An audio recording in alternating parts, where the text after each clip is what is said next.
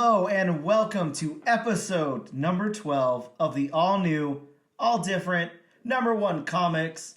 I'm Dan. Sitting across from me is Bob. Say hello, Bob. Hello, Bob.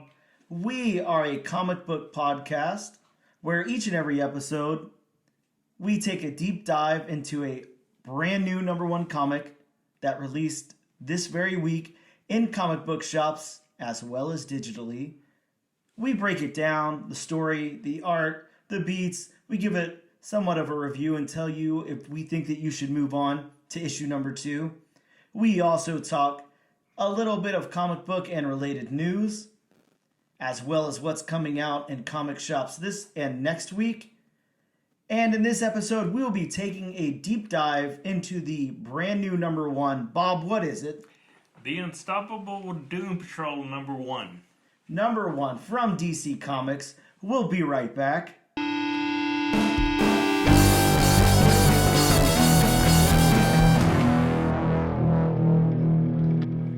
And we are back for the news portion of the show.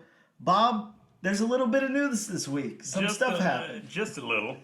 Yeah, there's a couple of announcements. Some things happen. Look, I want to start it off with this. You and I kind of already talked about most of this news before we hit the record button, but an X-Files reboot is in order from Ryan Coogler. Is that how I say his name? Yes, Coogler? the director of Black Panther. Yes, and Creed. Wow. I know we talked about history of X-Files as far as personal history for both of us. I really, really, really wanted to like it a lot, but it was okay for me. I definitely didn't follow the series throughout, didn't see the movies, didn't see the Netflix thing, any of that. But I love the concept of the X-Files. I would like it to be a little more of a Monster of the Week type of thing and a little less focused on the relationship, in my opinion. But I feel like, I don't know, we'll probably go more in that direction. But yeah, I do too. Yeah, I do too. I know you have thoughts, so spill them. X-Files is one of my all-time favorite shows. I loved it. You know, this was, of course, it was in the day before streaming and all that. So if you weren't there in front of the TV at that certain time to catch that episode, you had to wait. You had to wait till it came back around. That could be, a few weeks when, they ran out of new episodes. That could be a few months from then. Yep. If you missed it, you missed it. Yeah, it wasn't obviously as convenient as now where you can just binge an entire series or pick up where you left off or anything like that. That's the luxury of the 2010s. I don't know. When did Netflix come out?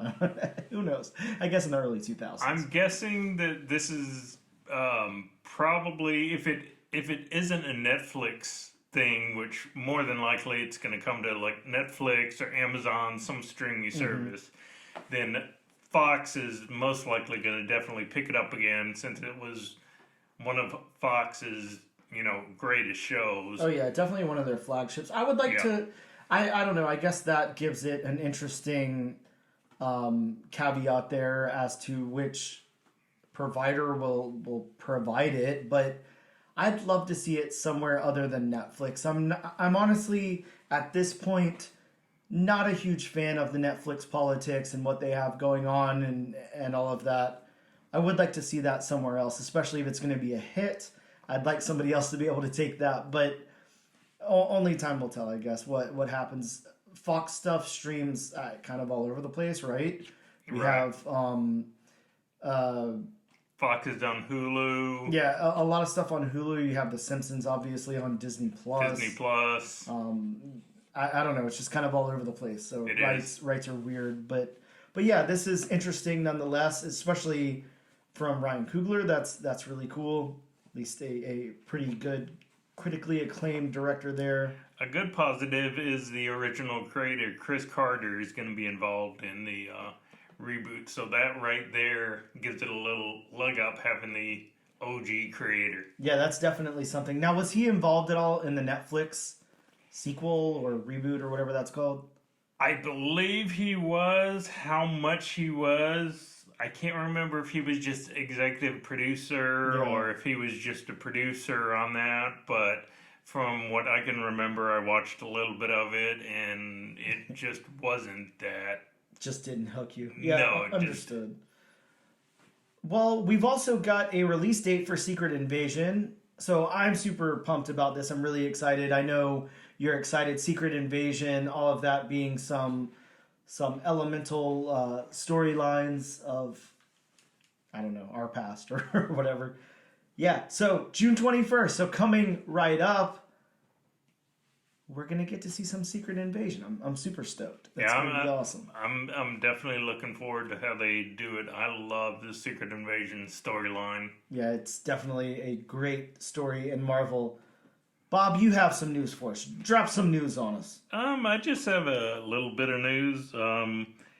The Grim Reaper, the brother of Wonder Man, has been cast.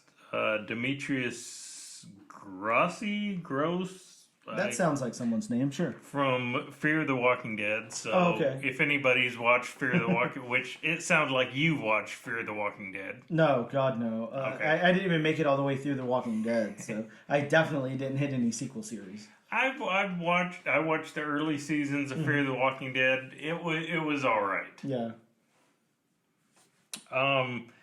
And coming out of left field, one piece of news. So apparently Disney is going to make a hybrid live-action animated adaptation of the Aristocrats, and it will be directed by Questlove, which I found out from Dan over here, is the drummer of the band The Roots. Yep, drummer of The Roots. Yeah, I'm trying to think of one of those late night shows they're the house band on. Maybe Jimmy Kimmel or something like that. Well, I don't know. I don't watch those. But they're the house band on one of those shows. So he's been, of course, The Roots a really popular hip-hop group anyways. But he's been in the zeitgeist for like a while now. So, yeah.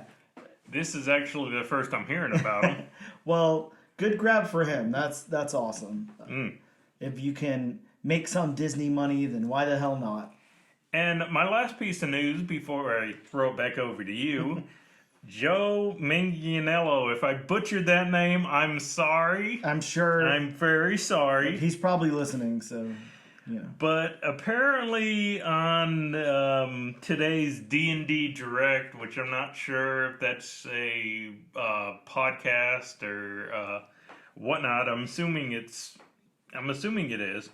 Apparently he's working with Wizards of the Coast on a live-action adaptation of the Dragonlance novels, if you ever read those, which I have not. Yeah, I think that's, when you told me that, something that we're both aware exists, but again, we don't know exactly what that is. So I assume some kind of high-concept fantasy novels or whatever, but hey, good for them. Good for Dragonlance. High five to all the fans. I have a little bit more news. Liv Tyler will be reprising her role of Betty Ross in Captain America 4. So thank God for that. Thank God we're getting a Captain America 4, and she's going to be in it. So that's cool. It kind of doesn't surprise me, especially with the fact that, the actor William Hurt, who played her father, recently passed away. Yep. So, they probably wanted to bring the daughter back, to have a funeral or whatnot, be at the funeral for the father. Yeah, and look, I don't know how you felt, but I liked her in that role a lot. I like Liv Tyler. She's always good. We also, here's one that kind of blew me away. So the Zenescope book Paradise Court is currently in early development by Sony. And if you're unfamiliar with Paradise Court, because everyone is unfamiliar with Paradise Court, it was a Zenescope book that came out, I think, in 17 or 18, somewhere in there. Few short years ago.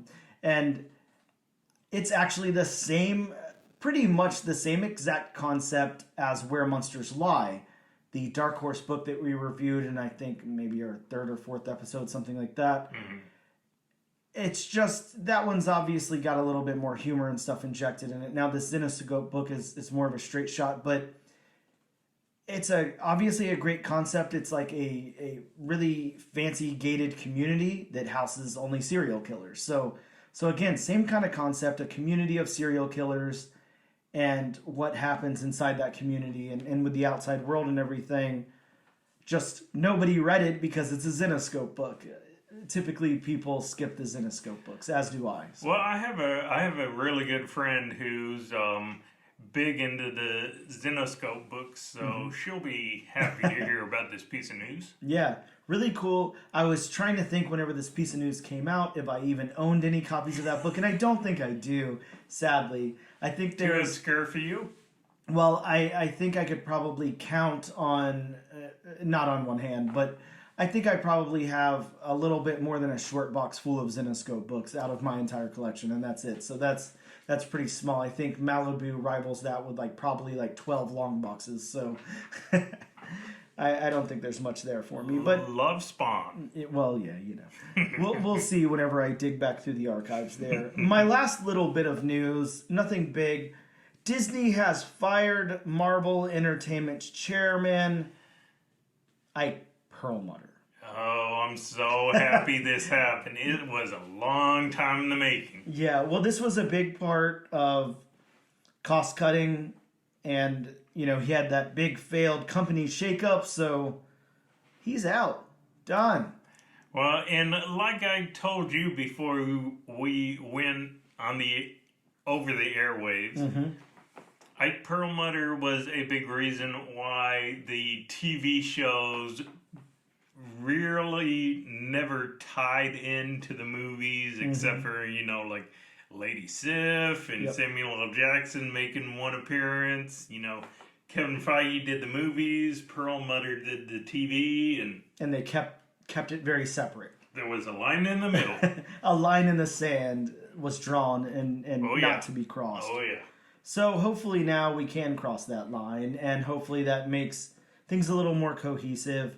Look, you're not going to hear any complaints out of me for the Marvel shows, but I know they're not widely viewed as the greatest thing Marvel ever did, but...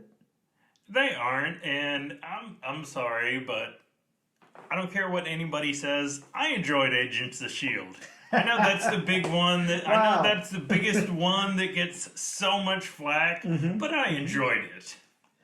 Well, look, I can look back on some of those things with rose-colored lenses, and it's what we had at the time, so hey, whatever. At least there was some kind of media out there for us with these characters, so I completely understand what you're saying. We're going to take a quick break, and when we come back, we're going to talk about what's new at comic book shops this week.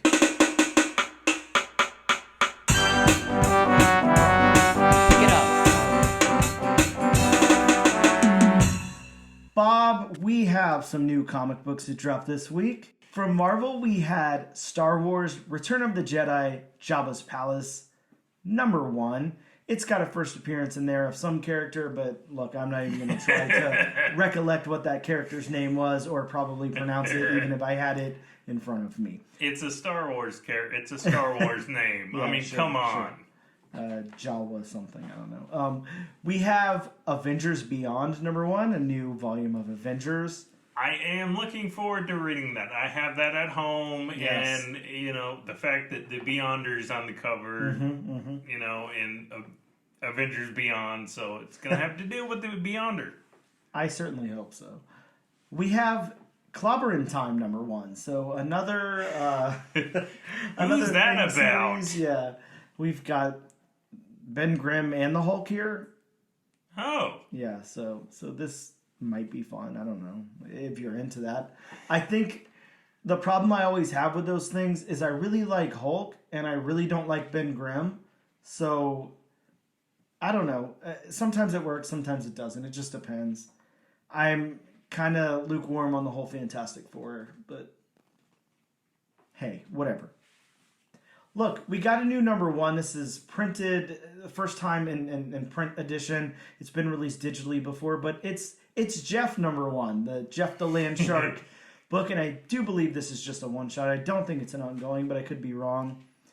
Bob, we got a volume 2 of Venom Lethal Protector. Where the hell did that come from? That's considering it's been how many years has it been? Oh God.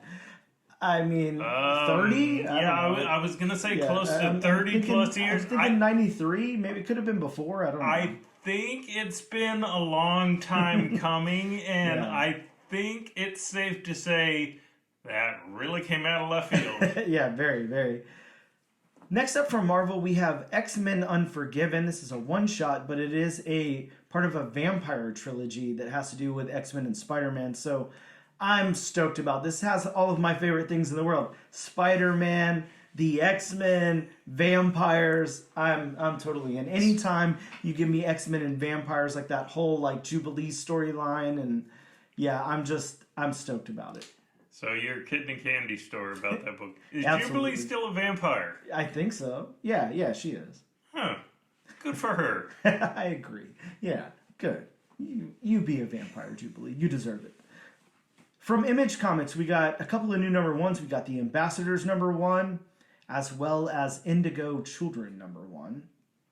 And then over to DC, Action Comics 1053. It's got a first appearance of the Necro Hive. That's amazing. 1,053 issues in, and they're still doing first appearances. Damn right. And Detective Comics 1070 has got a new creative team. I really don't think we'll ever be reviewing those books on this show. I don't think so. I don't think they're going to do like a one-shot in there or something. But I guess you never know.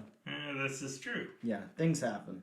There's always big shakeups over at Marvel and DC. So I guess you never know what could happen. They could reboot. DC could reboot once again. And in this quarter, we're rebooting our entire universe. It's the old 52. We'll be right back for our discussion of the Unstoppable Doom Patrol.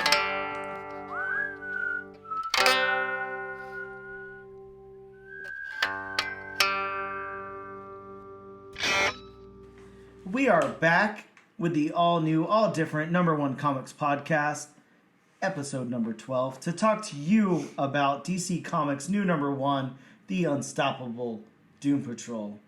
I'm going to read a quick synopsis for the book taken from DC's website. It reads, "The world's strangest heroes are back in the DC universe. After the events of Lazarus Planet, Bob's favorite event over at DC. It won't end. More people than ever have active metagenes. Most of these new metahumans have become misfits, shunned and imprisoned by a fearful society. They are hidden away in the dark, lost to a system that only sees them as weapons or guinea pigs, ticking time bombs that can be only diffused by the unstoppable Doom Patrol. Robot Man, Elasti-Woman, and Negative Man are joined by their brand new teammates, Beast Girl and Degenerate, and led by Crazy Jane's mysterious new alter, the Chief, on a mission of saving the world by saving the monsters." The reason that Bob's laughing in the background is because before recording this portion of the podcast, as I was reading the solicit, I called her the chef. So I'm great at reading, but I did edit that out. So I guess you wouldn't know that it happened if I didn't just tell on myself right now. Let's talk about the creator of this book, or the writer, Dennis Culver. He is the creator of Image's Burnouts, if you remember that book with the aliens, as well as Dark Horse's Crone. And he did some work on Batman Urban Legends.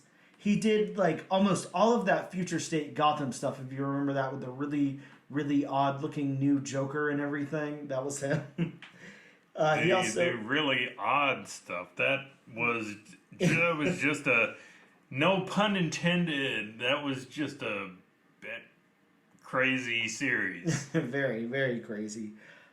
He also did some stuff on Justice League Incarnate, and he did Marvel's E for Extinction. So just a little tiny bit of work over at Marvel, but quite a bit of work at DC and some creator-owned stuff. Chris Burnham is the artist. He also did art on Image's The Nameless, or I think that series is just called Nameless. I don't think there was a "the" at it. He also worked with Robert Kirkman on Die, Die, Die, if you remember that series.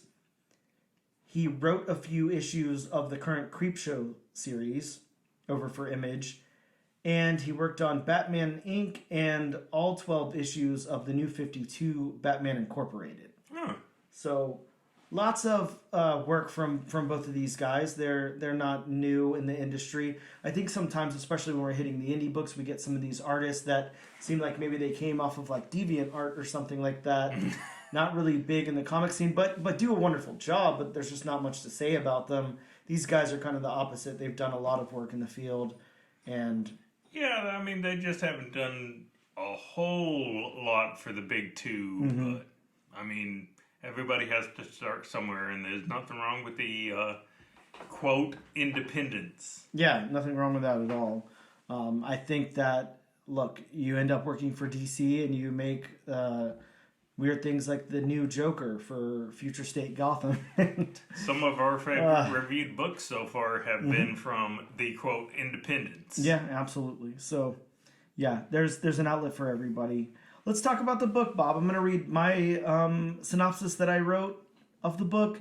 So, forgive me if I stumble on any of these names. I'm definitely going to stumble on this first one. So, the book opens with Mansour Mala? Mala? I'm saying Mala. That Okay, sounds well, good to if me. you say it, then I'm going to say it. So, with Mansour Mala and the Brain, surrounded by an army of the undead, and they look prepared to fight. Then we flash over to see the Doom Patrol on a bus entering Gotham City. The bus then stops in the middle of a crowded street as the team uses Negative Man to find the metahuman that they're looking for. During this time, we're introduced to Beast Girl, whose powers are to affect mood. Then we flash back over to Mala and Brain in Mount Blanc in Switzerland. Did I say that right? Mount Blanc? How do I say that? That sounds Blanc? correct. Okay, good. The pair enter General Immortus's hideout. The Brain and the General go back and forth as the General tells the Brain that he doesn't need him and he only needs his calculations. And then the Brain goes to take out the General as Mala stops him. Mala stops him. I don't know where I'm getting the extra letter there. Who knows? That's a hard word for me to say.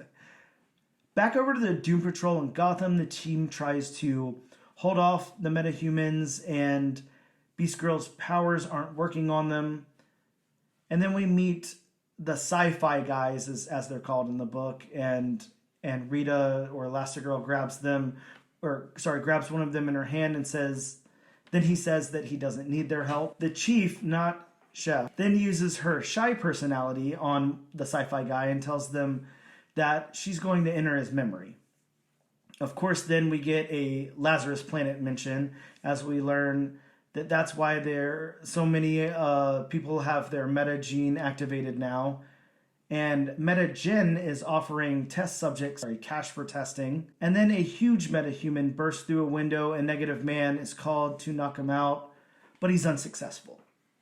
As the team tries to figure out a plan, Batman and Robin show up to save the day. Of course. Because it's Gotham. Absolutely. And the chief tries to send them away since, as she says, it's a rescue mission. And Batman fights with some of the sci-fi guys and tells Jane, a.k.a. the chief, that it's not her decision to make. Finally, Beast Girl gets the fight-or-flight response out of the sci-fi guys as they run away. Robot Man and Beast Girl work on the giant metahuman and talk him down as he's just about to kill somebody and destroy that portion of the city. The metahuman then reveals that he'll join them if it keeps them out of jail, but being mean is what makes his power works, and he tells Beast Girl never to use her power on him again. Batman and Robin leave and tell the Doom Patrol they'll try it their way this time, but he'll be watching. And then we flash over to Peacemaker, who's revealing that he's sabotaging the Doom Patrol to learn their secrets, and he's going to take them apart. Then we flash over again to Mala and the Brain as Mala knocks the head off of the robot and then crushes his brain, or the brain. What a way to go. I know. And the General cheers him on the whole time and tells him that he's free, and now they both will have everything that they wish for and so much more. So, sorry, that's my read of it. I know it was a little clumsy, but it's kind of... Hey, it worked. There's a lot going on in this book. There's a lot to unpack. Here. Yeah, quite a bit. So, with that being said, let's break it down. I don't know if... I guess let's just talk about the story beats. Let's go ahead and start with that. This one's different. This one moves quite a bit. I can definitely see some similarities in DC, between this and the Superman book, as far as where it goes, how it's a first issue, how we're introduced to the world and the characters and everything. But I think just like Superman, we're pretty much expected to know this team and the characters in this book.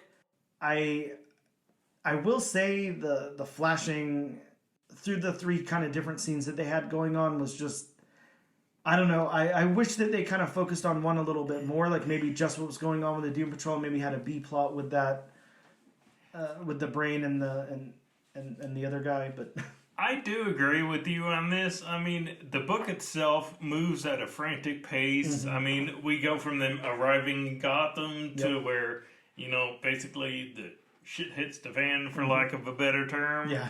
And, then we go to Mont Blanc, and then we go back to Gotham, and then we go back to Mont Blanc, and then we go to Peacemaker, and then we go back to Mont Blanc. So, I mean, it kind of would have been nice to focus on something, because, again, this book, I mean, it moves at a frantic pace. It's not really snail's pace. I mean, there's not really any exposition or a whole lot of dialogue in this book. Yeah, it's not oversaturated with it. I'll give you that. There's not really even any exposition dumps. There's a little bit of exposition throughout the book, but there's not anything that kind of just throws the whole thing out there. It lays it all out for sure. Basically, the biggest exposition was just when Jane enters the sci-fi guy's mind, and that gives us the reason why basically the degenerate is just as mad as he is. Yeah, and that makes a little sense to do. I think that's fine.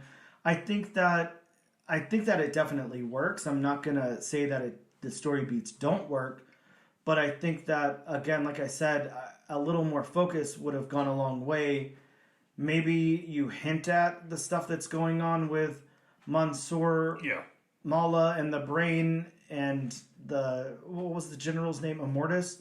General Immortus there. Maybe you hint at those things and then kind of bring them in heavily into issue number 2 or something. But I think to kind of split it in half here in this book with everything that's going on with the Doom Patrol, because they do have quite a bit going on here, and then to split that time in half with what's going on with them, it just kind of suffers a little bit. I wanted to be able to connect with these characters a little bit more. Really, all we're seeing them in is action, so we don't have, at least what I remember of the Doom Patrol from watching that first season of that series, like it's a little more jokey. There's a little, it's a little more fun. This is very serious. There's a lot going on, and it's all action all the time. There's not really any downtime to get to know the characters a little better or whatever. This is definitely for somebody who's already familiar with these characters. Right. To pick this up and have never read Doom Patrol and have never seen the series, I think would be a little bit jarring. It might be a little difficult to get through.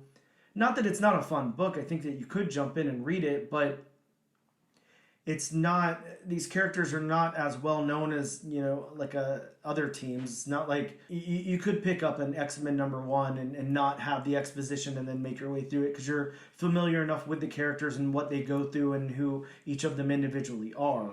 To me, I guess you could say, for me, the best comparison would be, and correct me if I'm wrong on this, but to me, the Doom Patrol comes off as kind of DC's Guardians of the Galaxy, as far as that personality, the whole, joking around, just crude humor.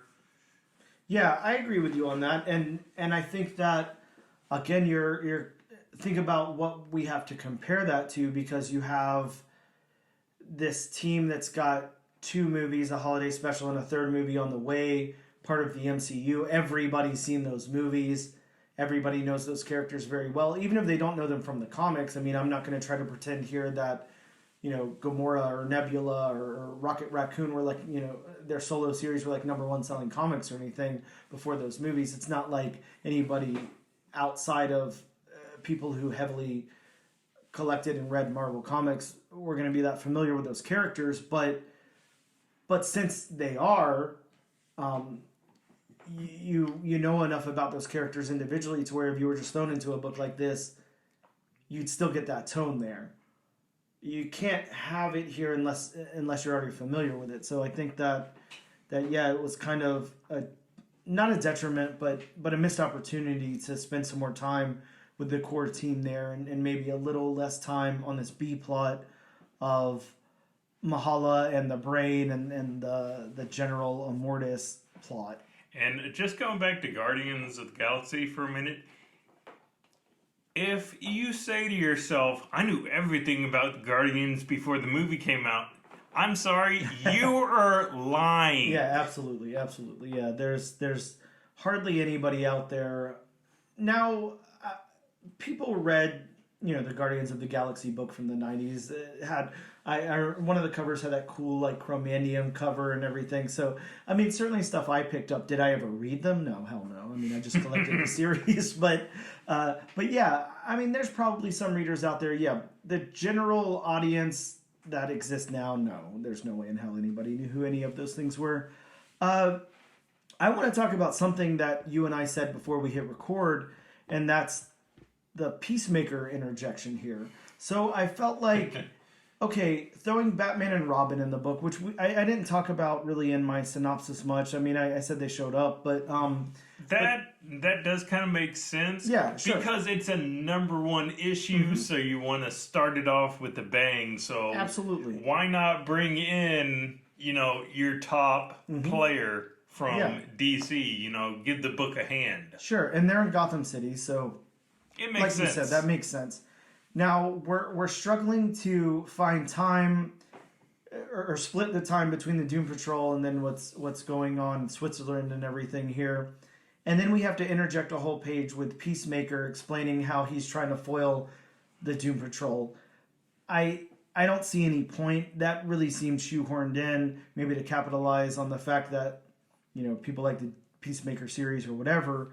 I didn't see any purpose there. That you could have brought that up in a later issue. Yeah, they should have saved that for at least issue 2. And like we both said, like I brought up, it felt like it was a B story. Yeah, absolutely. Like it was one of those comics that told the main story and then told a B story. Or you know what you could do instead? You could have the story play out. Look, I get it. You want to end on the Brain getting smashed. That's your money shot of the book. I get it. But if you needed the Peacemaker thing in there, you allude to it instead of talk about it. So what you do is you end the book and then you have that final panel, and maybe it's Peacemaker's hand holding a photograph of Doom Patrol or something. Then you can bring that up later. You planted a little seed and you can talk about it later. But to throw all 3 of those things in this book made it a little heavy to me. Not to say that it didn't work, because I do feel like it worked, but yeah, it was just a little congested. So the narrative of this book, I kind of don't even know how to talk about the narrative here. This one's interesting because, again, we have kind of 2 different narratives going on. We start with that scene of the Brain and Mala on top of that mountain or whatever, and they're fighting off that army of the undead. Which, another side note that I should say, I think that a good distinction between the army that they're fighting and the sci-fi guys should have been made. Like, these people are never named or anything, and of course, once you look at them closely, you can tell they're like zombie-like or whatever. But I think maybe if you're just kind of flipping through or you're not paying close enough attention or whatever, you might just think it's the same thing. So I think they could have made a little bit more distinction there. But yeah, we have the narrative of that story going on, and the narrative of the Doom Patrol story going on. I think that they both work separately. I think that this book has no overall narrative, to tell you the truth. I don't either, because it I mean, in going back to the story beats, it starts off going A, B, C, and then F, Uh-huh. and then H, and then back to C. Yeah, it was So, almost like a yeah, puzzle, and it was really missing is. some pieces, or It really is. it didn't go in order, or whatever. It was just a little hard to follow through with that. Now, we all know I read all these books at the very least 2 times, so the second time was much easier once I knew what was going on. But I think you got one shot to hook people in on your new number one, and of course it's not like DC's struggling or anything, so I think they'll be okay. But it just goes to show you, why you have to interject people like Batman and Peacemaker into your new number one that should be able to stand on its own, in my opinion. Yes, but unfortunately, I mean, Doom Patrol isn't exactly the most well-known of properties. Sure, exactly. Just reminds me of that 90s thing in Marvel where Spider-Man had to have, like, on the cover of every comic, there had to be that little circle that said also starring Spider-Man, or guest starring Spider-Man, or whatever. It kind of does that. I'm glad they didn't do it on the cover, but yeah, I think that the narrative, like I said, it's very hard to talk about the narrative in this book. It's very confusing, but the narrative of what's going on with Mala and the Brain and General Immortus, I think is a little confusing. I think that I get that he's trying to free Mala of the Brain, and obviously this is going to turn out badly, I would assume, but there's some kind of subplot there.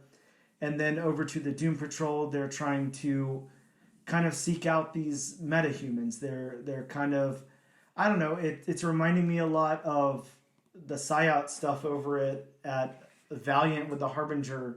It's like you're going out and seeking out these people who have these special powers, kind of like the New Mutants did as well, like the X-Men do, whatever. I mean, there's so many, teams in comics that have to go out on a mission to find and recruit other team members or whatever. But it's reminding me a lot of that. I think that narrative works. I just think splitting it with the other narrative doesn't work. I think that's my problem there. So let's talk about the dialogue then. You said that it wasn't too dialogue heavy for you. I didn't think it was too dialogue heavy either. I think it was just the right amount. Again, there's not much exposition. There's definitely not really any exposition dumps. So it's not guilty of that. I think that this writer is a good writer. He obviously knows what he's doing. He obviously knows his way around the DC comic book universe as well. And these characters, Dennis Culver, he's good at finding these characters' voices. I like the dialogue that he wrote, and I think that it works. I think the only improvement that I could make on it would be to give the Doom Patrol a little bit more time, a little bit more dialogue. And I think the only way you do that is to take away from some of the Switzerland plot to get that. So yeah, he definitely gives Robot Man a voice. Mm-hmm. Yeah, Especially from that first panel saying he hates it in Gotham. Yep. Just saying I hate this place. Yeah, I hate it here. Get me out of here. Yeah. Yeah, and you're right. I think he does. He knows these characters well enough to give them all a voice, and the dialogue's good. I wish for other people who are very unfamiliar with these characters, they got a little bit more time to know them, and then we're introducing a new character here to top it off. So we have Beast Girl. I think that hopefully throughout the series we'll get to know a little bit more about Beast Girl, and I'm sure we will, but I think in this first issue a little bit more could have been explored with her. She could have a little bit more dialogue, a little more talking parts, so we could get to know her a little better. And I'd bet dollars to donuts that she's going to come across Beast Boy at some point. Well, oh no. We'll have to see what happens there. But yeah, I'm sure you're right. So, Bob the World Building. We have 2 locations basically.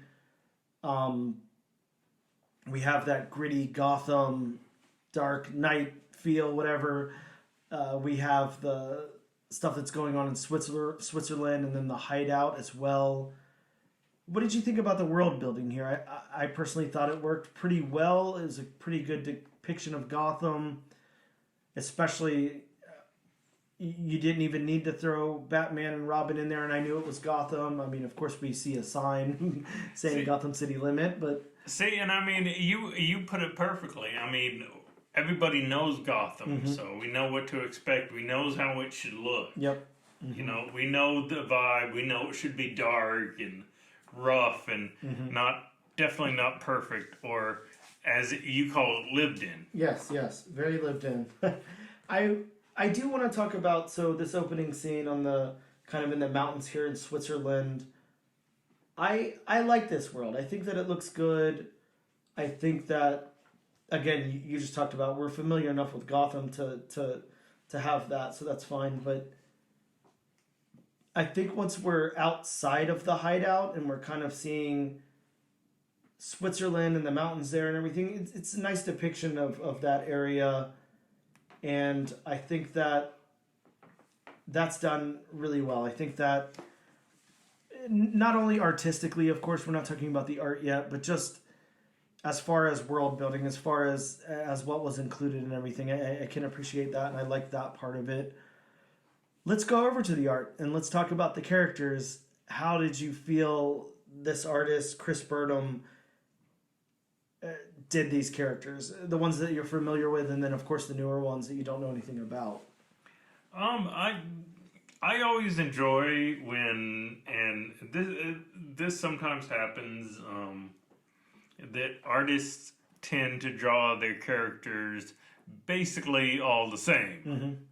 I mean, there's subtle differences here and there, but I mean, they're basically all the same. Yep. I mean, you could just interject the faces and all this. I mean, in this book, it seemed like, you know, everybody is drawn differently. I mean, Crazy Jane, especially when you switch from her chief personality to the shy personality. I mean, it's almost like, wow, those are like two different characters. Yeah, I really enjoyed those panels a lot too, where we had Jane going into the shy persona and with the single eye and everything. Yeah, and I mean when she switches personalities, you know, you almost get that, you know, splitting off from her, kind of like that.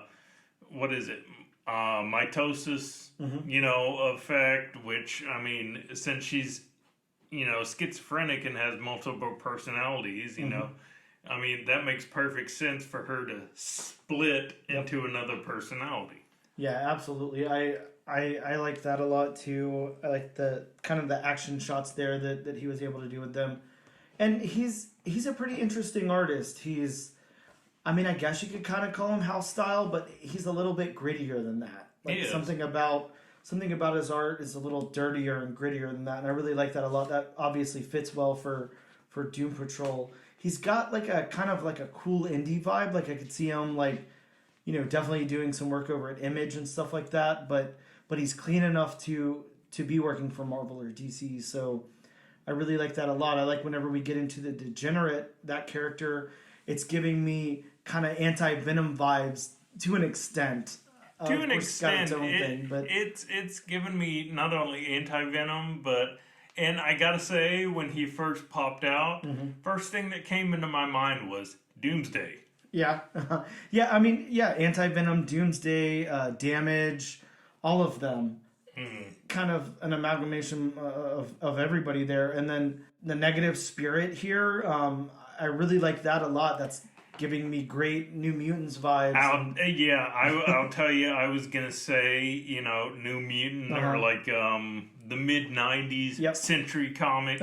Yeah, absolutely. You know, kind of that, you know, cleaner cut, you know, superhero vibe. Yeah, definitely. Well, whenever we have now what's his name? Now I can't think. Robot Man. Robot Man, yeah. Whenever we have Robot Man and Beast Girl in a panel together here, Robot Man's a robot, you know, he doesn't have any facial expression really or anything, but it still looks like you're getting something from him there. Like he's giving some enough nuance to show that he's listening to the character, that he cares or whatever. I like that. whenever people are able to give a vibe, but something's still taken away to where you can't, I don't know, illustrate that emotion or whatever, but you still feel it on the page. I think that's really cool. And I gotta say, I also enjoy with focusing on Robot Man for a minute here. Mm-hmm. I like how he's a robot, but I mean, it's not like he's perfect. Yep. Mm-hmm. I mean, you can tell he's been through some stuff. You Oh, can yeah. tell he's Oh, yeah. been through some battles. Yes. Been definitely. rebuilt a few times because he's not, brand spanking new. Yeah. He looks good, and again, all the characters look good here. We're looking at a panel now where the Degenerate's gotten so huge, and he's about to devour one of the sci-fi guys. Just a great panel. So in my opinion, the art really works well on these characters. Looks really good. Something I don't have the book open to, but whenever General Immortus, whenever we're showed that character and shown how kind of creepy and disgusting that character's teeth and everything are, it's just How he looks like he hasn't seen the dentist in quite a while. yeah, it's probably been a minute, but I think that Chris Burnham's done a wonderful job with that here. So let's talk about the locations. Of course, we talked about where the locations are. So we already know where we are. We're in Gotham City. We are in Switzerland on top of that mountain, and then in the hideout. That's really all the locations. I think that they're done very well. Gotham looks like Gotham. Switzerland looks like Switzerland. Everything looks good. We have quite a few of these close-up shots that we talked about before. I think when we were talking about the Harley Quinn book, where there's just kind of solid color backgrounds whenever we're focused mainly on a character. And then whenever we move over to a panel where it's like a wide shot or whatever, we see a very lived-in world. So I definitely think the locations work well. See, yeah, and that's one thing I enjoy about these books that aren't the main books. They actually focus on a different part Yes. of Gotham. So I mean, it's Gotham, but it's kind of like, oh, I've never seen this part of Gotham before. Yeah, absolutely. You don't have to show those super important places over and over again. You don't need to show Crime Alley in 50 different books. We know what Crime Alley is by now. I hope so. Yeah. So exactly. So yeah, we can see the back of a building. We can see a department store window busted out or whatever. I agree. I like that stuff a lot too. So then the backgrounds, Bob. What do you think about the backgrounds? And more for me, I'm going to go into those kind of color splash backgrounds and everything. Since we have, location backgrounds, and we already discussed that. I really like them a lot.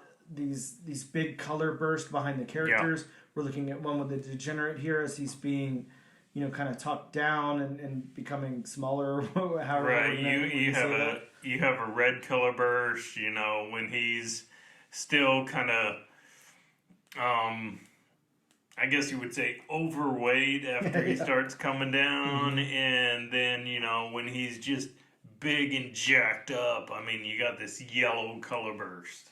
Yeah, I like those a lot. I think it looks really, really good.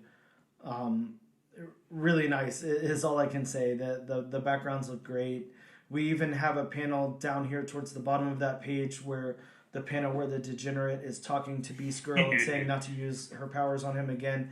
And it's just a nice white background. It looks good. It's a good use of a white background. So I can absolutely appreciate the use of lack of background. Right, and that works for that panel because now okay, it's just focusing on these two characters, and he's being very serious, and she's like, oh crap. Yep, got it.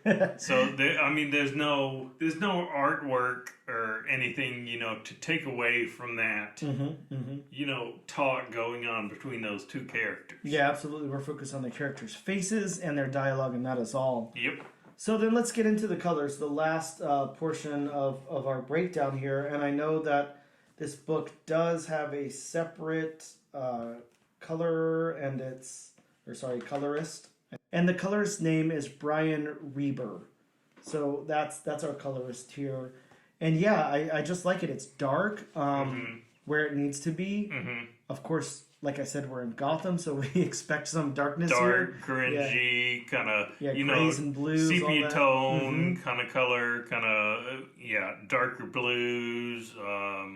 You know, not exactly blacks, but I mean, just darker colors. Yeah, I think it looks wonderful. I think whenever you transpose it against something like the scene where the degenerate is bursting out of that building and taking a lot of the sci-fi guys with him, you have this really dark kind of drab background set against the building with all the glass shooting out, and then you have the vibrant tones of the sci-fi guys that are more in their kind of blues and greens. Yeah, I think the colors work wonderfully here. I think it matches the art very well, and that's pretty much my thoughts on it. And then, I mean, to, bring up Switzerland, I mean, it's like bright, vibrant colors. Yep. So you definitely know you're in two different locations. Yeah, it does split them up nicely, from the art. So that you don't just do Switzerland in the color scheme of Gotham or Gotham in the color scheme of Switzerland. Yeah, I don't think that would work too well. No, I don't either. Gotham. Except in the 1930s or 1940s. But yeah, Bob, the most important question about the book, how do you feel about issue number 2? Is this something you would recommend our listeners spend their hard-earned $3-4.99 on and move on to issue number 2?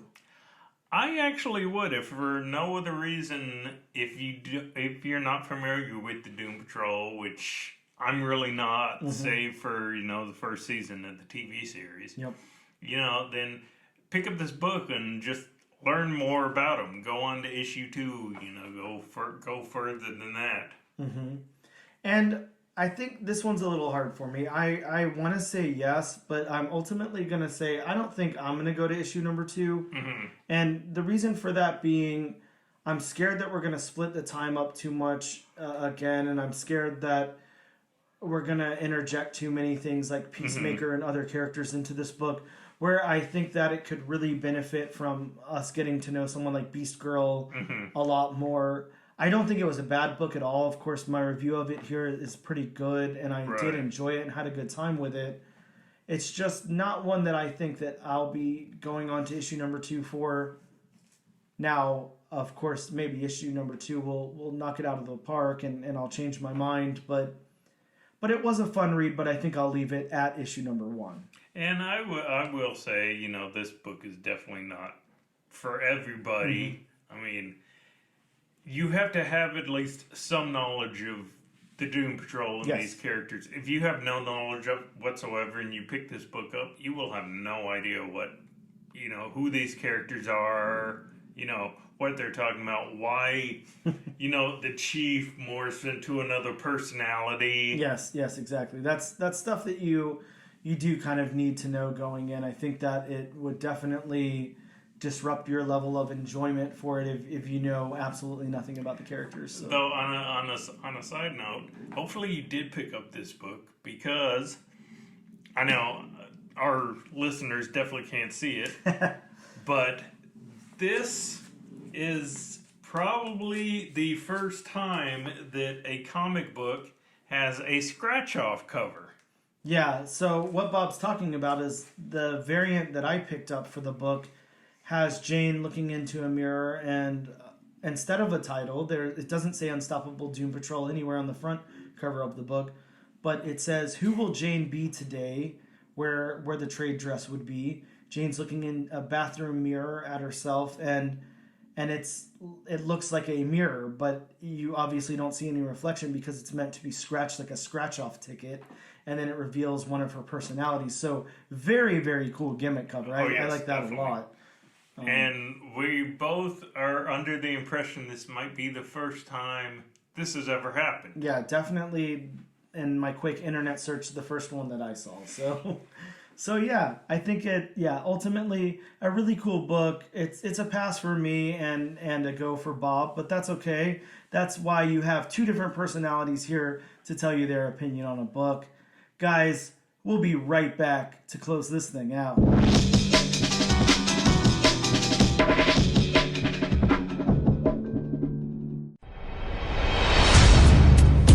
A battle for humanity's future.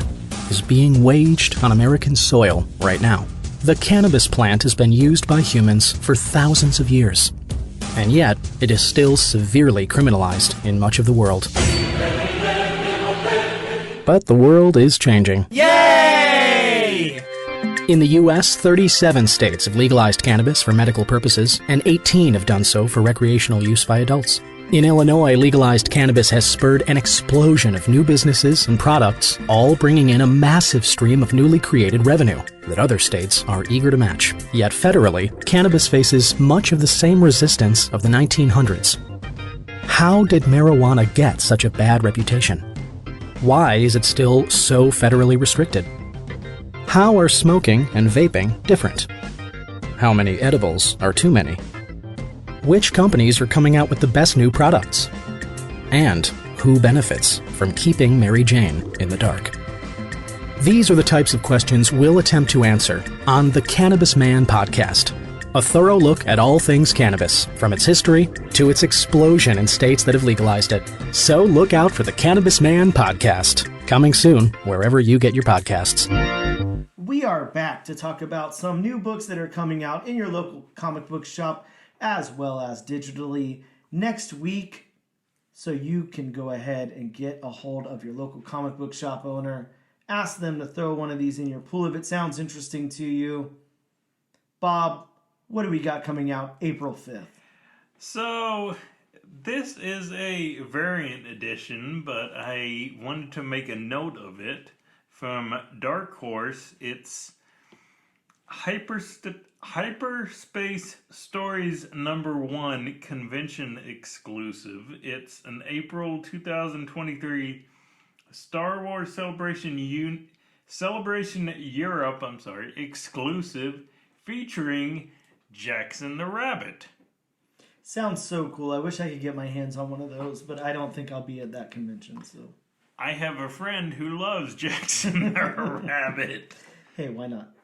From Marvel Comics, we have Scarlet Witch #4, which I know you're looking forward to. Absolutely. Such an amazing series. Also from Marvel Comics, we have Spider-Man #7, which is a first appearance comic. So pick it up. And that one's been, I remember Dan Slott either tweeted or something. He said something online or in an interview about how it was going to be important to pick this issue up because the character would be in the Spider-Verse sequel. So will be in the animated movie, whoever this new character is. So you're definitely going to want to pick that book up for sure. And the solicit does mention that it's a first appearance of a new hero that writer Dan Slott has promoted as being significant and will appear on the cover of the spoiler variant. Awesome. So pick up the spoiler variant. From Vol Comics, we have The Nasty #1, which sounds like an interesting book. Bob, that's nasty. Come on. From Dark Horse, we have Hairball #1, which I do not know what it is, but there is a picture of a cat on the cover. Yeah, that one sounds fun. A young girl in a dysfunctional family begins to suspect that her black cat is behind all her troubles and the strange whispering in her ear at night, but finds that ridding herself of the creature is not so easy. That does sound like a really cool book. So the cat came back the very next day, is what you're saying. It just couldn't stay away, Bob. From Marvel Comics, we have Captain America, Sentinel of Liberty #11, debut of a new Sharon Carter suit, and it's a prelude of the Cold War crossover event. From Marvel, we have Spider-Gwen, Shadow Clones #2. I do not know if you've been reading this. Absolutely. Every Spider-Gwen anything I'm reading, absolutely. It's the first appearance of a Sandman version of Gwen Stacy. Awesome. I really like the 1 in 10 where it shows like her design of her outfit, and it's just the Sandman costume, but on Gwen Stacy instead. So it's highly fashionable. Interesting. From Marvel Comics, we have Planet of the Apes #1. Bob, right here, I'm going to insert like that cool sound effect of people cheering and clapping because I'm super stoked about this. I love Planet of the Apes. It is one of my all-time favorite franchises, and we're talking the OG Planet of the Apes here, not any reboots. So the Mark Wahlberg one is not your favorite? Look, I didn't hate it. Definitely not as much as everybody else did. You didn't mind seeing a Caesar Abraham Lincoln statue? Was kind of cool, just saying. If you say so. I do. From Marvel, we have Amazing Spider-Man number 23, which is going to have a Disney variant, and it's an Infinity Gauntlet variant, which looks pretty cool. Yeah, this one looks pretty awesome. I'd be very sad if I don't get my hands on this one. Yeah, it's a 1 in 100, so I've gotten the past 3, so hopefully this one pans out. From Image, we have Junk Rabbit number 1, which the solicitation just sounds crazy. Yeah. It says Swamp Thing meets RoboCop in a series about climate change. How cool is that? Yeah, there might be some licensing issues for that one. That's okay. From Dynamite, we have Disney Villains Scar number 1. Yes, that Scar from The Lion King. So stoked. Next week is going to be so awesome. From DC Comics, we have another reprint. We have Batman Vengeance of Bane number 1, the reprint of Bane's first appearance. That's right, kids. If you didn't spend your 50 cents in the 50-cent bin the last couple of years and pick up Vengeance of Bane number 1 before it turned into a $50 to $100 book, now's your chance to get it for probably, I don't know, $4. And if you need a copy, leave a message for Dan on Instagram.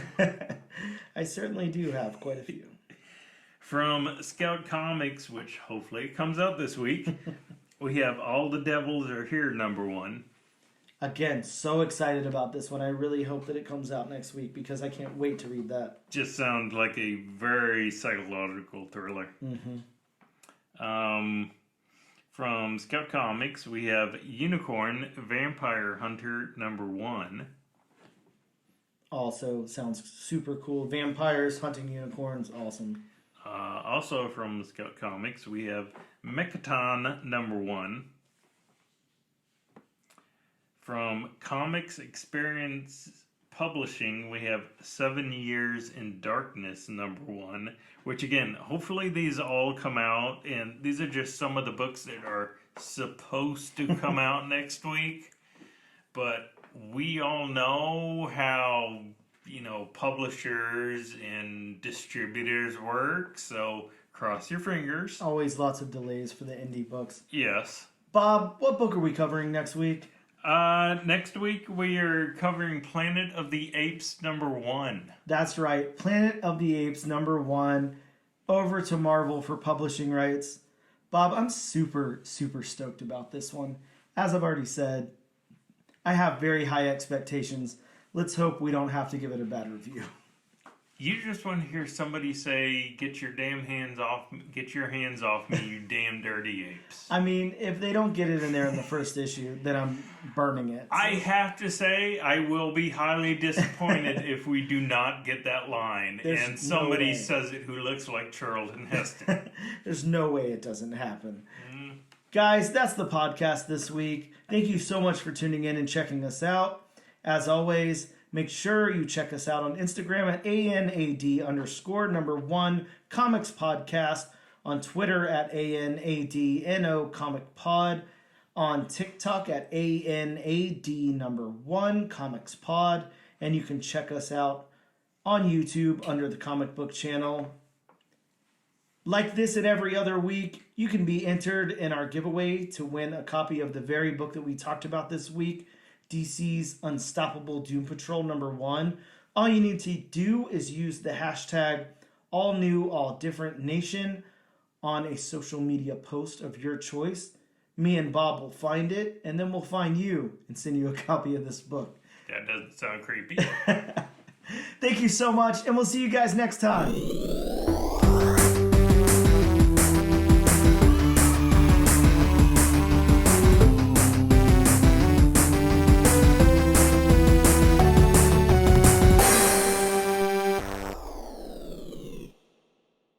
Get your hands off me, you damn dirty ape. Get your hands off me, you damn dirty ape. Get your hands off me, you damn dirty ape. Get your hands off me, you damn dirty ape. Get your hands off me, you damn dirty ape. Get your hands off me, you damn dirty ape. Get your hands off me, you damn dirty ape. Get your hands off me, you damn dirty ape. Get your hands off me, you damn dirty ape. Get your hands off me, you damn dirty ape. Get your hands off me, you damn dirty ape. Get your hands off me, you damn dirty ape. Get your hands off me, you damn dirty ape. Get your hands off me, you damn dirty ape. Get your